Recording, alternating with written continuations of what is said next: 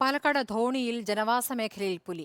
മൂലപ്പാടം സ്വദേശി ഷംസുദ്ദീന്റെ വളർത്തുനായയെ പുലി പിടിച്ചുകൊണ്ടുപോയി. വനവകുപ്പ് നടത്തിയ പരിശോധനയിൽ വീട്ടുവളപ്പിൽ കണ്ടെത്തിയ കാൽപ്പാടുകൾ പുലിയുടേതാണെന്ന് സ്ഥിരീകരിച്ചിട്ടുണ്ട്. ഇന്ന് പുലർച്ചെ 4 മണിയോടെയാണ് പാലക്കാട് ധോണിയിലെ ജനവാസ മേഖലയിൽ പുലി ഇറങ്ങിയത്. മൂലപ്പാടം സ്വദേശി ഷംസുദ്ദീന്റെ വീട്ടുവളപ്പിലെത്തിയ പുലി വീട്ടിലെ വളർത്തുനായയെ പിടിച്ചുകൊണ്ടുപോയി.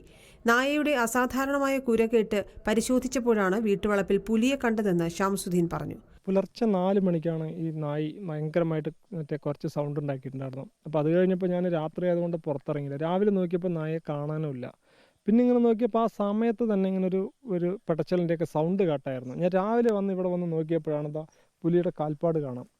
പുലി ഇങ്ങനെ ഇവിടെ നിന്ന് അങ്ങോട്ട് ചാടിയിരിക്കുന്ന ആ ചളിയിൽ അതാണ്ട് കാൽപ്പാട് പതിഞ്ഞിരിക്കുന്നത്. ഈ നായിനി കടിച്ചെടുത്തതാണ്ട് വലിച്ചഴിച്ചു കൊണ്ടുപോയ പാട് കണ്ടോ.